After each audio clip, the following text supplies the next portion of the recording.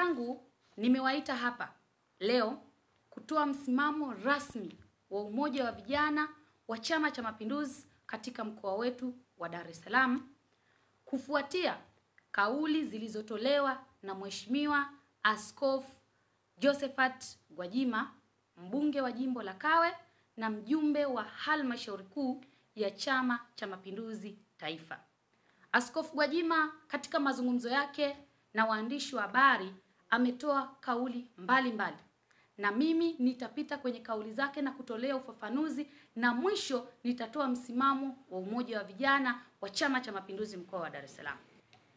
Lakini haya yote anayojaribu kuyatengeneza Askofu Gwajima, tunachokiona hapa kama umoja wa vijana wa CCM Dar es Salaam ni jaribio la kutengeneza hofu na kutangaza kwa lugha ya kisiasa kuwa vyombo vyetu vya dola ni dhaifu na vinaweza kuchezewa kisiasa na wanasiasa. Kuhusu utekaji, ndugu zangu wa Tanzania, na mimi pamoja na wengine, hakuna yeyote, binadamu wa kawaida au kiumbe yeyote anayefurahia utekaji, anayefurahia watu kupotea au kupoteza ndugu zao, lakini anayefurahia watu kuuawa. Hakuna mwanadamu wa namna hiyo.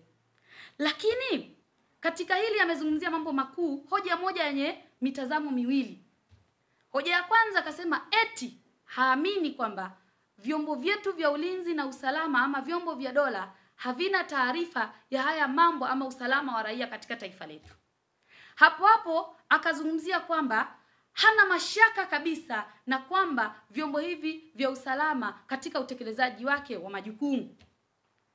Na katika haya mambo mawili tunapata mashaka kama umoja wa vijana, kwamba kama umetuambia huna mashaka na vyombo hivi, ina maana Askofu Gwajima anazo taarifa za kusaidia jeshi la ulinzi na usalama ama vyombo vya dola. Kwa tafakuri zake na tafakuri alizozizungumzia, inaonesha kwamba Askofu Gwajima anazo taarifa za kuishibisha serikali juu ya upotevu wa watu, juu ya utekaji wa watu, juu ya mauaji ya watu katika taifa. Na hapa tuseme tu wazi, vyombo vya ulinzi na usalama ama vyombo vyetu vya dola vimchukue na vimchukulie hatua, vimhoji swala hili, kwa sababu inawezekana ana taarifa, na inawezekana katika kipengele kingine kuna watu huwa wanawaambia akathibitishie jeshi la ulinzi na usalama. Lakini kingine alichotushtua wana CCM, hasa vijana wa Dar es Salaam, ametushtua sana na mfano uliotolewa ya kusema kwamba je, ikitokea mtoto wa Rais Samia akamtaja kwa jina Abduli, na je mtoto wa Mheshimiwa Waziri Mkuu Kassim Majaliwa wakitekwa na kesho wakaonekana kwamba hawana macho, wamefariki, tutajisikiaje? Ndugu zangu wa Tanzania, kwanza hii si hoja. Hii ni siasa ya kejeli kwa umma, ya kutumia wahanga halisi kwa ajili ya kutengeneza sympathy bandia. Kwa hiyo unapotumia majina ya viongozi wa kitaifa na familia zao, ni wazi na ni dhahiri kuwa una lengo la kutengeneza taharuki. Na huo tunasema sio ujasiri wa kisiasa, huo ni uchochezi wa kihisia kwenye masuala nyeti.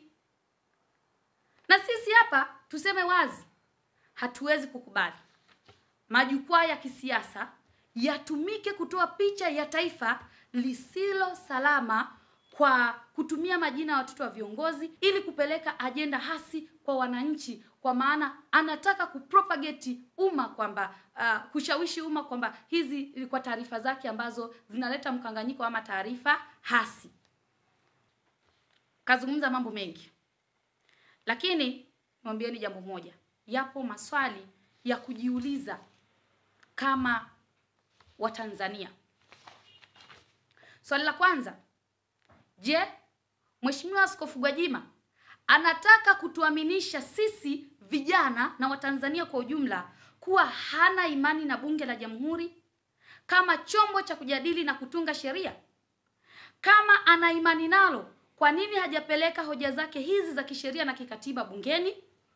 Na kama hana imani na Bunge la Jamhuri, kwa nini mpaka leo Gwajima hajajiuzulu nafasi yake ya ubunge kama hana imani na bunge letu?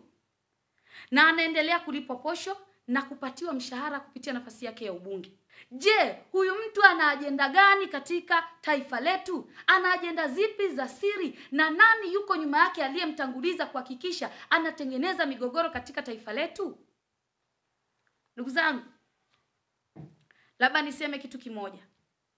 Askofu Gwajima amesahau mwaka 2020 kama anadharau hata vikao hivi ndio vilimpitisha Gwajima kwamba yeye ndiyo mgombea atakayepeperusha bendera ya Chama cha Mapinduzi katika jimbo la Kawe. Licha ya kwamba Gwajima hakushinda ile nafasi, alishika nafasi ya 3. Bado hakumbuki hilo. Bado haamini katika vikao vyenye maamuzi ya juu. Lakini neki inayoizungumzia sio mara ya kwanza kufanya maamuzi kwa mustakabali wa nchi. Niseme kitu kimoja.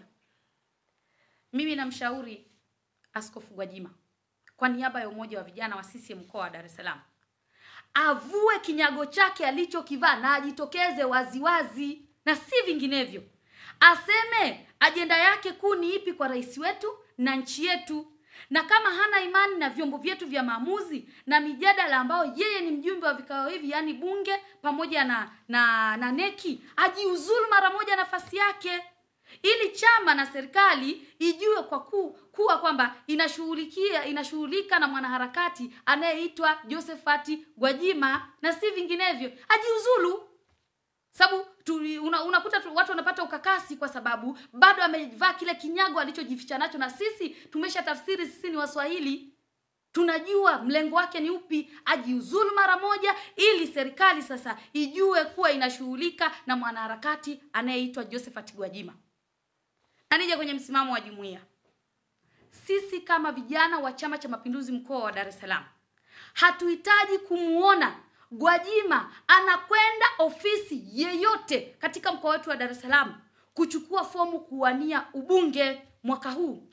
Ni wakati wake muafaka sasa kwenda kupumzika na kufanya harakati zake dhidi ya serikali na CCM kwa ujumla kwa uwazi zaidi, badala ya kujificha, ili na sisi sasa kama umoja wa vijana wa CCM Dar es Salaam tukabiliane naye waziwazi.